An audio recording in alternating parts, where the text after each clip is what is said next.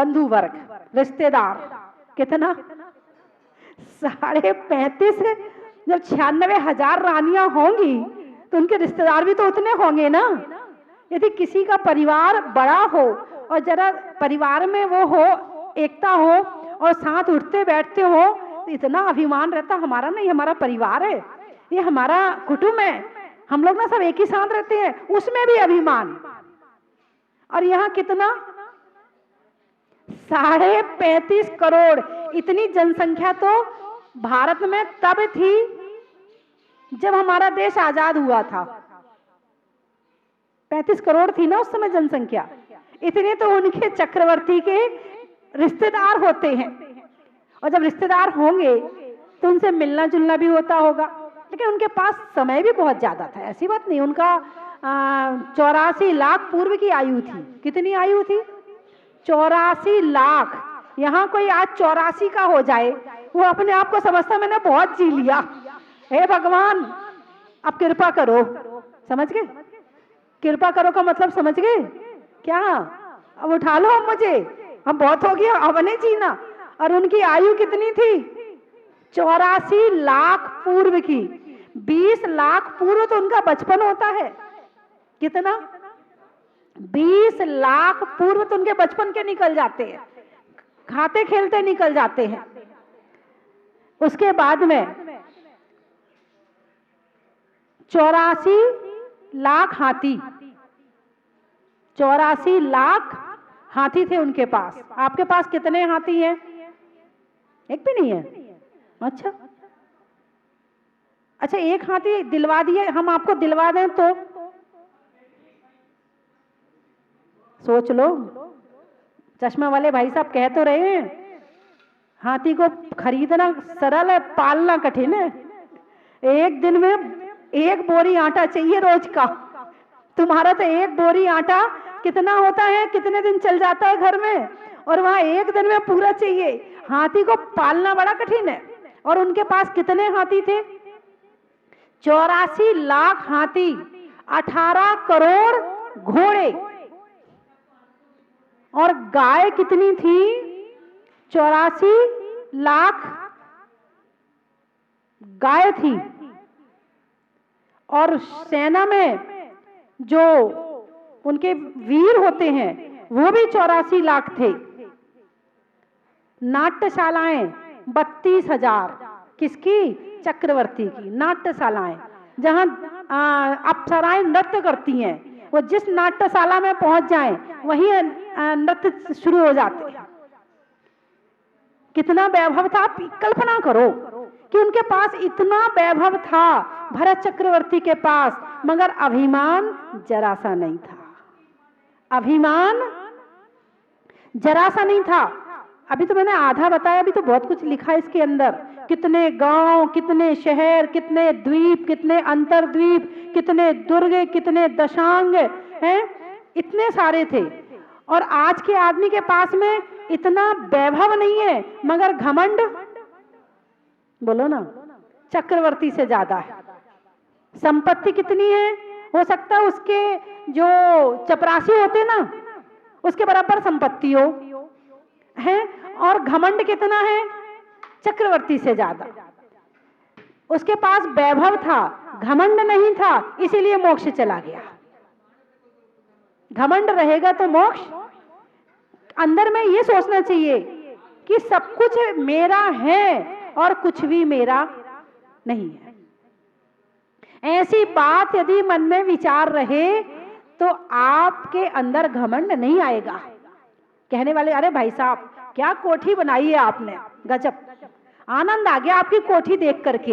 हाँ, जब अच्छी कोठी बनाते हैं तो लोग आते, तारीफ करने वाले भी आते हैं। जब तारीफ करते हैं तो उस समय आप फूले नहीं समाते, हाँ मैंने कोठी बनाई है।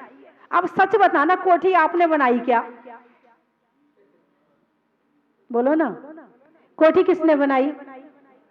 कारीगर ने बनाई।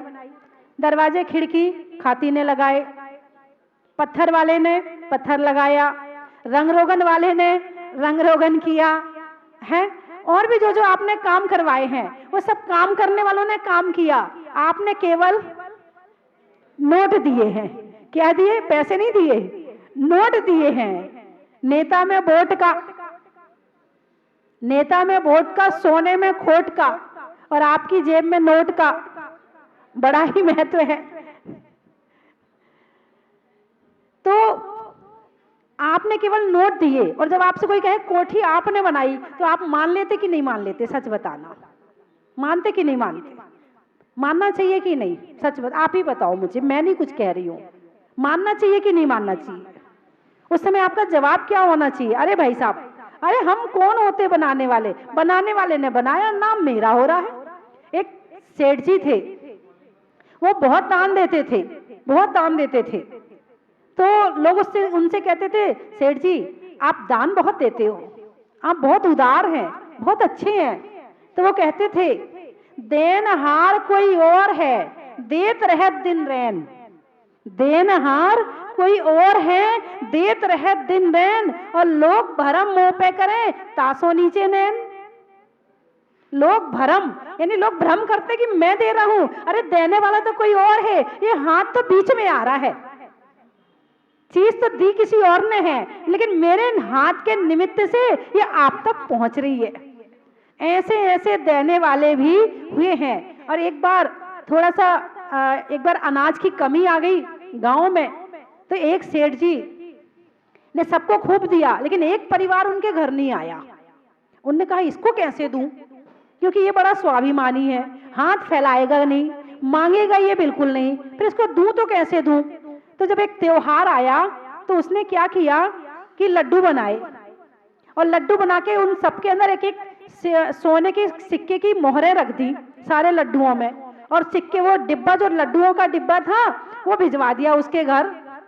बोले भाई साहब त्योहार है, लड्डू तो खाएंगे ना, आप कुछ और नहीं लेते हैं, लड्डू तो लेंगे ना मुझसे। और उसे लड्डू देके आ गए और उसकी सहायता हो गई।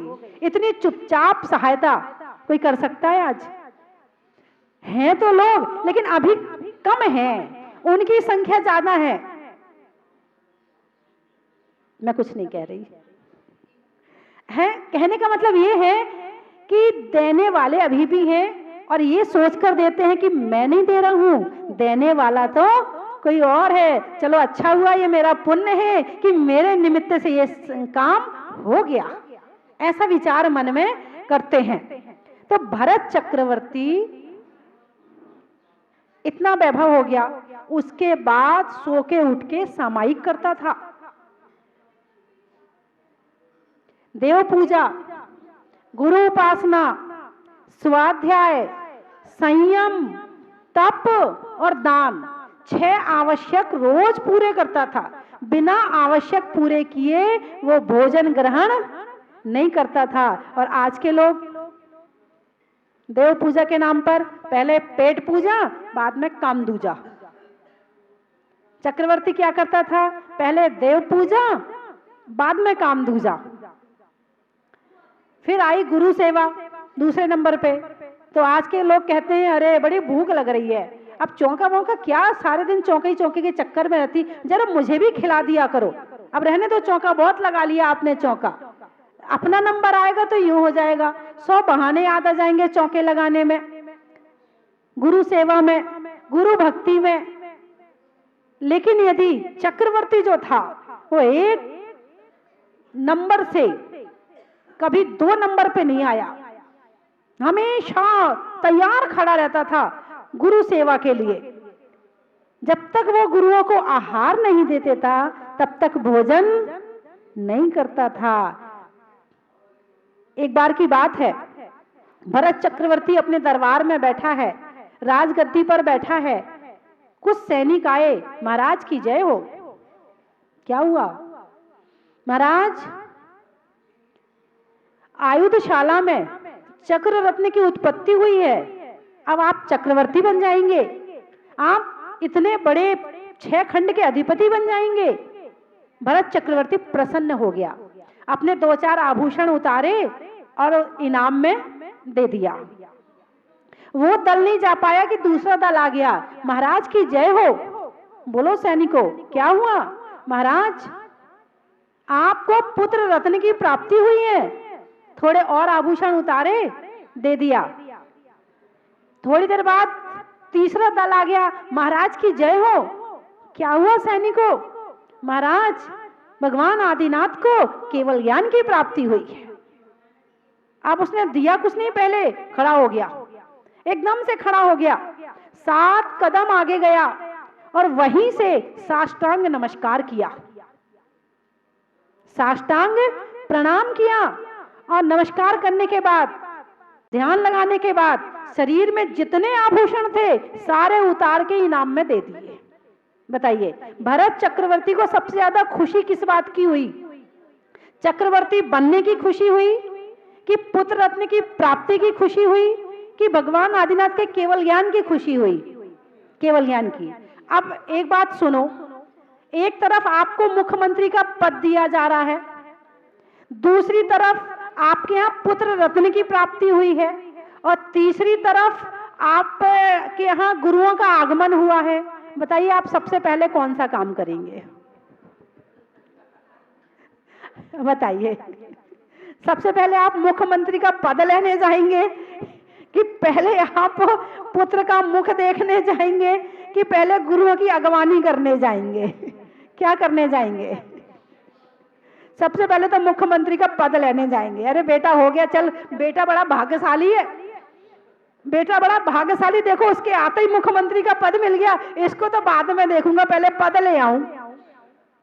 फिर जाएगा बेटे के पास, और फिर भी कोई फोन कर देगा, भाई साहब महाराज जी आ रहे हैं, आ जाओ। अरे भैया, मरने की फुर्सत नहीं है मुझे, तू कहां अभी गुरुओं से की सेवा की बात कर रहा है? ऐसा है कि नहीं है? हैं? चक्रवर्ती के जीवन में पहले धर्म था, बाद में संसार था।